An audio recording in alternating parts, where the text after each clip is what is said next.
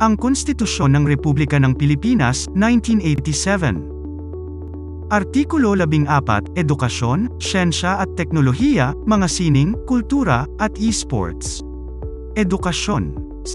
Seksyon 1. Dapat pangalagaan at itaguyod ng Estado ang karapatan ng lahat ng mga mamamayan sa mahusay na edukasyon sa lahat ng antas at dapat magsagawa ng angkop na mga hakbang upang matamo ng lahat ang gayong edukasyon. Seksyon 2. Ang Estado ay dapat, 1. Magtatag, magpanatili, at magtustos ng isang kumpleto, sapat at pinag-isang sistema ng edukasyong naangkop sa mga pangangailangan ng sambayanan at lipunan. 2. Magtatag at magpanatili ng isang sistema ng libreng pambayang edukasyon sa elementarya at high school. Hindi bilang pagtatakda sa likas na karapatan ng mga magulang sa pag-aaruga ng kanilang mga anak, ang edukasyong elementarya ay sapilitan sa lahat ng mga batang nasa edad ng pag-aaral. 3. Magtatag at magpanatili ng isang sistema ng mga kaloob na scholarship, mga programang pautang sa estudyante, mga tulong na salapi at iba pang mga insentibo na dapat ibigay sa karapat-dapat na mga estudyante sa mga paaralang publiko at pribado, lalo na sa mga kulang palad. 4. Pasiglahin ang di-formal, informal at katutubong mga sistema ng pagkatuto, at gayon din ang mga programang pagkatuto sa sarili ng pag-aaral at pag-aaral sa labas ng paaralan lalo na yaong tumutugon sa mga pangangailangan ng pamayanan. At 5. Mag-ukol sa mga mamamayang may sapat na gulang, may kapansanan, at kabataang nasa labas ng paaralan ng pagsasanay sa sibika, kahusayang bokasyonal at iba pang mga kasanayan. Seksyon 5. 1. Dapat isaalang-alang ng Estado ang mga pangangailangan at kalagayang panrehayan at pansektor at dapat pasiglahin ang lokal na pagpaplano sa pagbubuo ng mga patakaran at mga programang pang-edukasyon. 2. Dapat tamasahin ang kalagayang akademiko sa lahat ng mga institusyon ng lalong mataas na karunungan. 3. Ang bawat mamamayan ay may karapatang pumili ng propesyon o kurso ng pag-aaral, salig sa karampatan, makatwiran at ekwitableng mga kinakailangan sa pagpasok at mga pangangailangang akademiko. 4. Dapat patengkere ng Estado ang karapatan ng mga guro sa pagsulong na propesyonal. Dapat magtamasa ng proteksyon ng Estado ang mga tauhang akademiko na di nagtuturo at mga tauhang di akademiko. 5. Dapat mag-ukol ang Estado ng pinakamataas na priority sa pagbabudget sa edukasyon at siguruhin na magaganyak at mapamamalagi ng pagtuturo ang nararapat na kap-arte nito sa pinakamahuhusay na mga talino sa pamamagitan ng sapat na gantimpagal at iba pang paraan ng kasiyahan at katuparan sa gawain. Wika. Seksyon 6. Ang wikang pambansa ng Pilipinas ay Filipino. Samantalang nalilinang, ito ay dapat payabungin at pagyamanin pasalig sa umiiral na mga wika ng Pilipinas at sa iba pang mga wika. Alinsunod sa mga tadhana ng batas at sang-ayon sa nararapat na maaring ipasya ng Kongreso, dapat magsagawa ng mga hakbangin ang pamahalaan upang ibunsod at paspusang itaguyod ang paggamit ng Filipino bilang medium ng opisyal na komunikasyon at bilang wika ng pagtuturo sa sistemang pang-edukasyon. Seksyon 7. Ukol sa mga layunin ng komunikasyon at pagtuturo, ang mga wikang opisyal ng Pilipinas ay Filipino at, hanggat walang ibang itinatadhana ang batas, Ingles. Ang mga wikang panrehayan ay pantulong na mga wikang opisyal sa mga rehayan at magsisilbi na pantulong na mga wikang panturo roon. Dapat itaguyod ng kusa at opsyonal ang Kastila at Arabic. Seksyon 8. Ang konstitusyong ito ay dapat ipahayag sa Filipino at Ingles at dapat isalin sa mga pangunahing wikang panrehayan, Arabic, at Kastila. Seksyon 9. Dapat magtatag ang Kongreso ng isang komisyon ng wikang pambansa na binubuo ng mga kinatawan ng iba't ibang mga rehayan at mga disiplina na magsasagawa, mag-uugnay at magtataguyod ng mga pananaliksik sa Filipino at iba pang mga wika para sa kanilang pagpapaunlad, pagpapalaganap at pagpapanatili. Seksyon 3. 1. Dapat maging bahagi ng kurikula ang pag-aaral ng konstitusyon sa lahat ng mga institusyong pang-edukasyon. 2.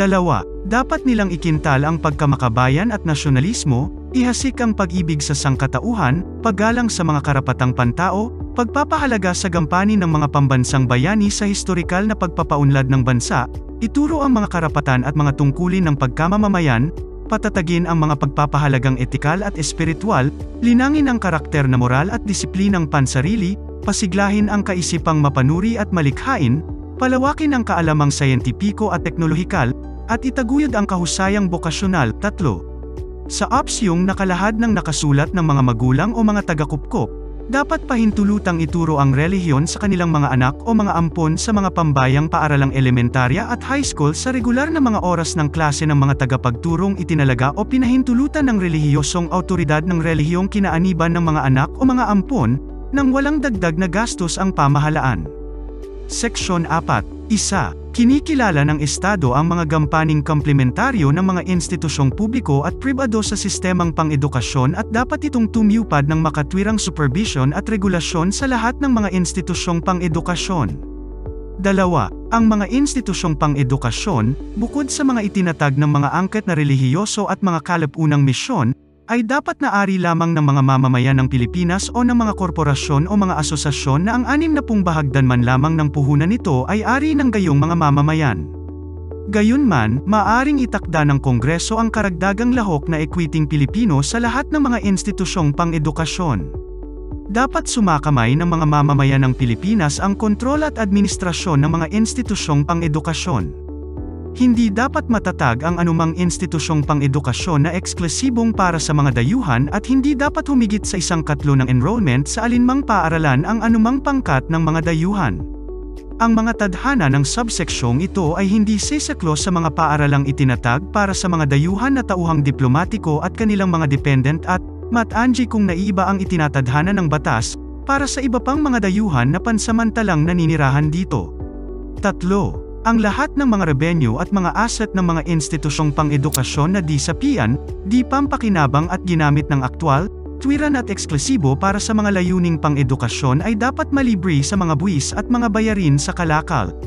Sa sandaling mabuwag o maputulang buhay korporasyon ng gayong mga institusyon, dapat madispose ang kanilang mga asset sa paraang itinatadhana ng batas. Maaari ring magkaroon ng karapatan ang mga institusyong pang-edukasyon na proprietary pati yaong mga ari ng kooperatiba sa gayong mga pagkalibre salig sa mga katakdaang itinatadhana ng batas kabilang ang mga pagtatakda sa mga dibidendo at mga tadhana para sa muling pamumuhunan. 4. Batay sa mga kondisyong itinatakda ng batas, dapat malibre sa buwis ang lahat ng mga kaloob, mga endowment, mga donasyon, o mga kontribusyon na ginamit ng aktwal, tuwiran, at eksklusibo para sa mga layuning pang-edukasyon. Siyensya at Teknolohiya, Seksyon 10. Napakahalaga ng siyensya at teknolohiya sa pambansang pag-unlad at pagsulong. Dapat mag-ukol ng priority ang Estado sa pananaliksik at pagbubuo, imbensyon, inobasyon, at sa pagsasagamit ng mga ito, at sa edukasyon, pagsasanay at mga lingkurang pansiyensya at panteknolohiya. Dapat suportahan nito ang mga kakayahang sayentipiko at teknolohikal na katutubo, angkop at umaasa sa sariling kakayahan at ang kanilang kabagayan sa mga sistemang pamproduksyon at pambansang kapamuhayang pambansa. Seksyon 11. Maaaring magtadhana ang Kongreso para sa mga insentibo, kasama ang mga kabawasan sa buwis, upang maganyak ang paglahok na pribado sa mga programa ng batayan at gamiting pananaliksik sayentipiko. Dapat magkaloob ng mga scholarship, kaloob na tulong o iba pang mga anyo ng mga insentibo sa mga karapat-dapat na estudyante sa siyensya, mga mananaliksik, mga scientist, mga inventor, mga technologist, at mga mamamayang may natatanging likas na talino. Seksyon 12. Dapat regulahin ng Estado ang paglilipat at itaguyod ang pag-aangkop ng teknolohiya mula sa lahat ng batis para sa pambansang kapakinabangan.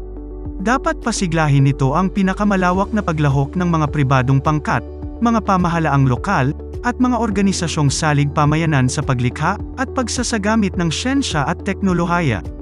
Seksyon 13. Dapat pangalagaan at siguruhin ng Estado ang mga eksklusibong karapatan ng mga scientist, mga inventor, mga artist at iba pang mga mamamayang may likas na talino sa kanilang ari at mga likhang intelektual, lalo na kung kapakipakinabang sa sambayanan para sa panahong maaaring itakda ng batas.